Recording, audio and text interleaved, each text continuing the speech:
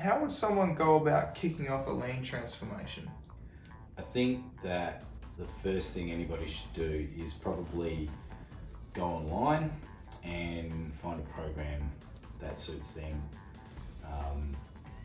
I don't necessarily think that picking up the phone and getting straight into a conversation with whichever consultant comes to the top of your Google search is necessarily going to yield the most effective result. The reason I say this is because lean and continuous improvement as a culture is a journey, and you need to start that journey by having some kind of personal investment in doing it. So typically what will happen is someone who's been either charged by the decision maker in the business to go and find out a solution, or is the decision maker in the business or the holder of a budget around training, should go and educate themselves online. And what would you recommend someone would start with? So there's a lot of information out there. You could go onto YouTube and get lost forever. But what I would recommend is you try and find a program that's maybe run by a local provider or a nearby provider, or at least someone who's able to service your region. Just some kind of introduction to lean and continuous improvement that maybe outlines some basics. And it shouldn't cost you any more than maybe sort of $400 to $1,200 to do this kind of online program. It could be an element of one-on-one video coaching involved for a very short amount of time, but typically it shouldn't have to be anything that extensive. Things that you want to know are what is this continuous improvement topic? What is it about standard work that's important? How to visualize your performance, and also how to make your workplace and thereby your team's efforts more organized, and we usually call this 5S. If you can cover those 4 things in a short amount of time, and hopefully that program also gives you some tools and templates you can take away,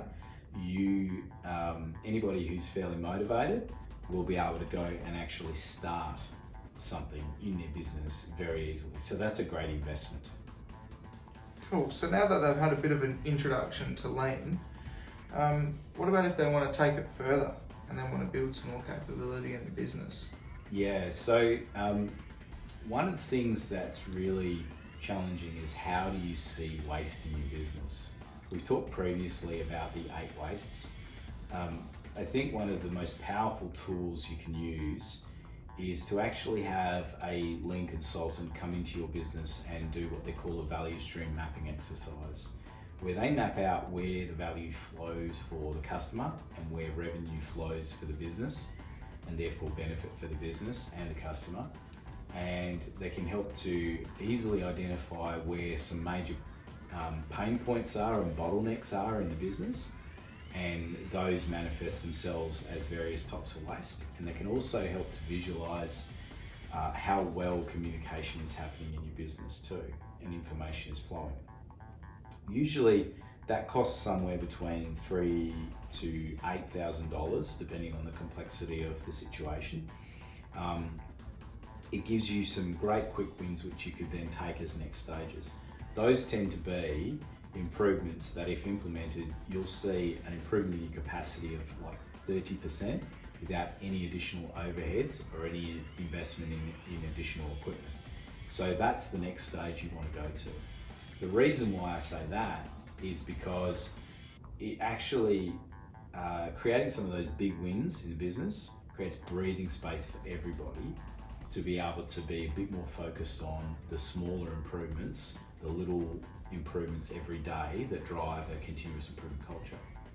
So from there, the next level of this is that you might decide you want to build some capability in your team.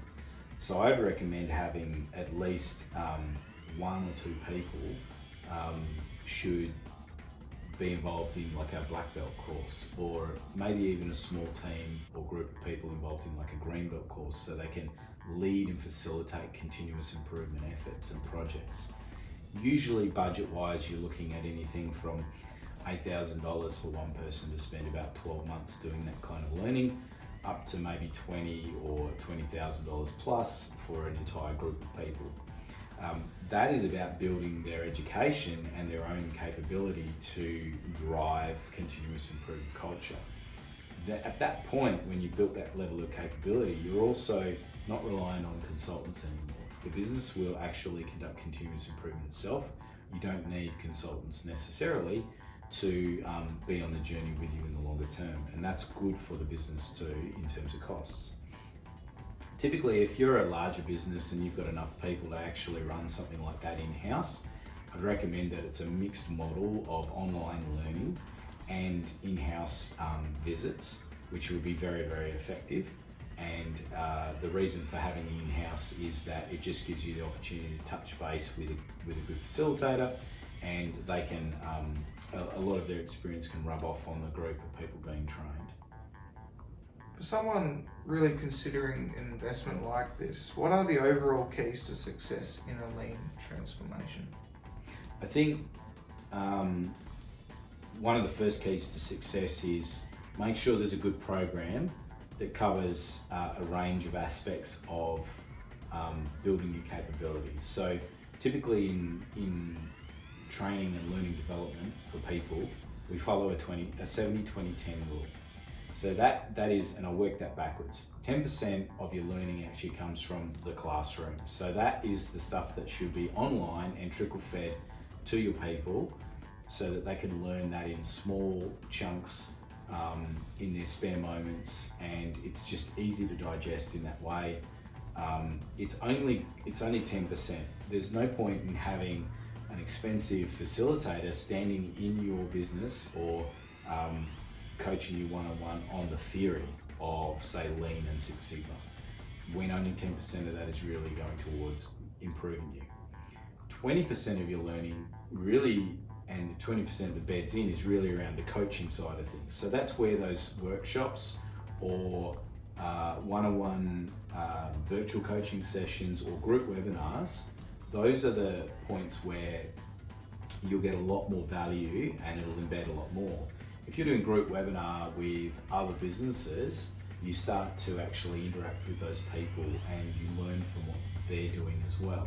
So your reinforcement there is 20% of your learning comes from that kind of coaching and being in the right network and so on and so forth. The 70% is what you do on the job.